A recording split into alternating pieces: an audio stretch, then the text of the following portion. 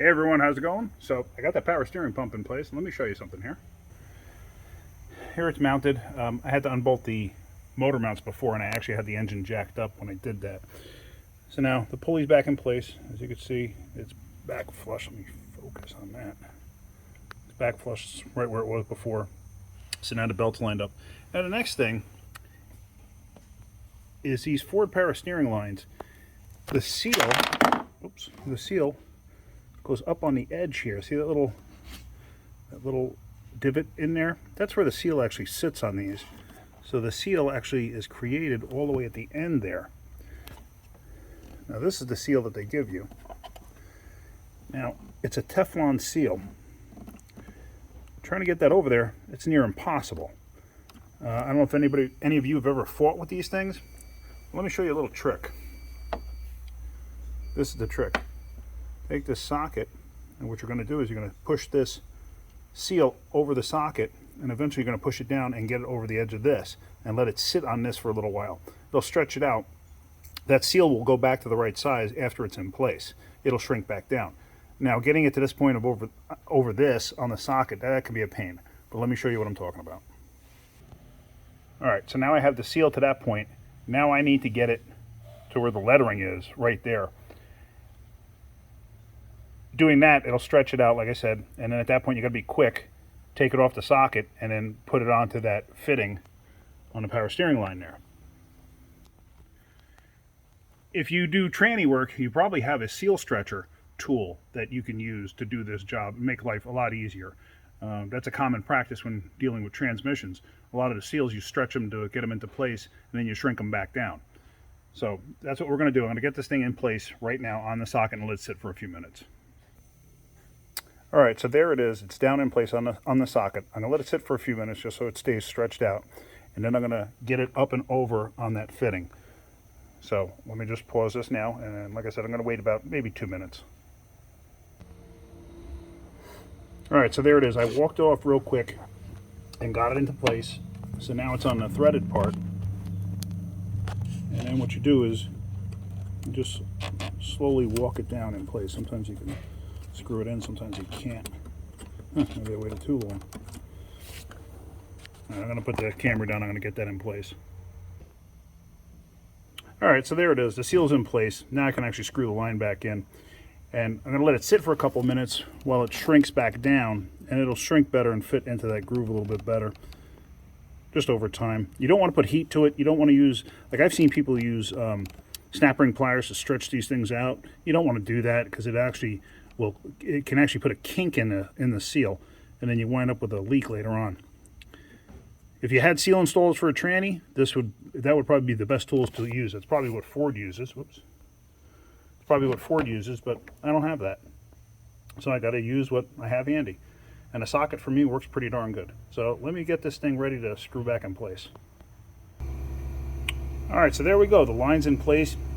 You can just barely see the edge of the seal, that one part of the threads there. That's actually how it's supposed to sit. That's fine. That works perfectly.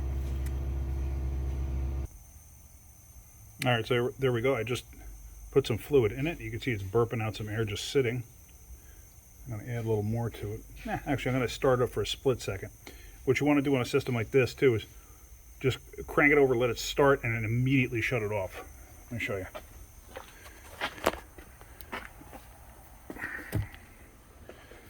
Here we go.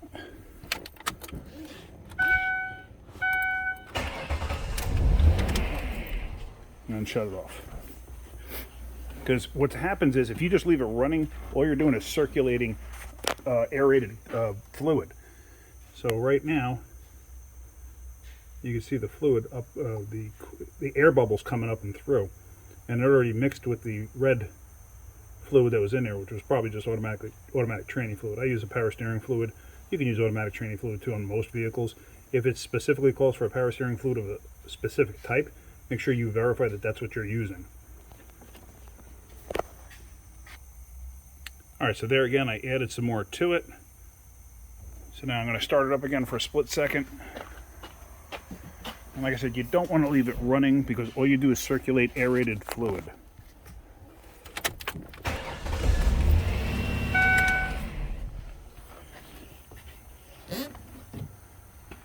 this will usually purge all the air out. Some vehicles are a little more difficult. There you can see all the suds and foam in there, and that's perfectly normal.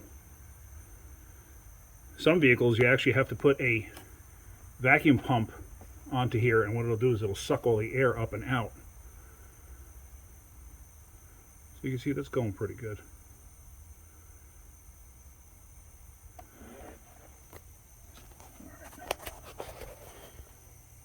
You just let that go. Another thing you do too is with the vehicle off, you can actually cut the wheels to the left and to the right. Let me show you. Preferably with the wheels off the ground, it just makes your life a little bit easier. Alright, so vehicle's off. And now, got it all the way one way, just hold it.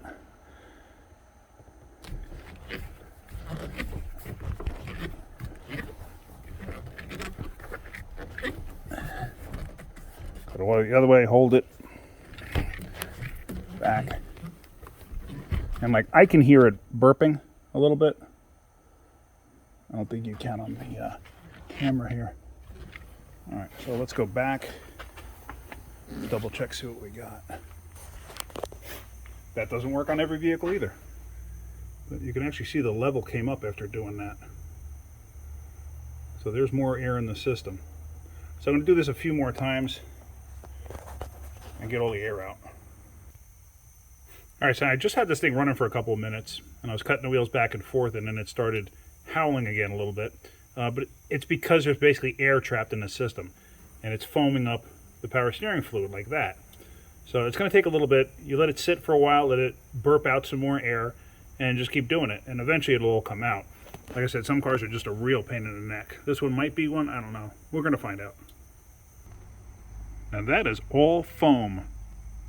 It just, belched this way to the top.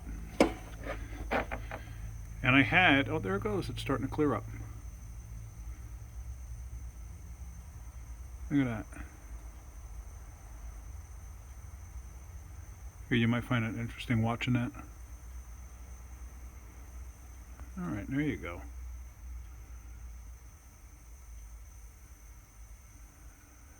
So the air, see that? Another big air bubble just burped up. So it takes a while, but it's getting there. All right, and so finally you can see this is finally starting to calm down. Still got little bubbles coming up. It's going to take a while. I'm going to probably wind up leaving it sit overnight and try it again in the morning. And it'll probably be fine because by then it would have burped all the air out.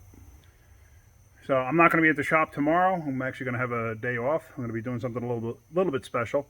I might be shooting a video on that too. I'm actually going to go and check out a car in another state for somebody that wants me to look at it for them. So that's about it for now. If you guys enjoy my videos, please subscribe. If you could, hit the like button also. If you want to share my video, go right ahead. Other than that, you have a great day and keep wrenching.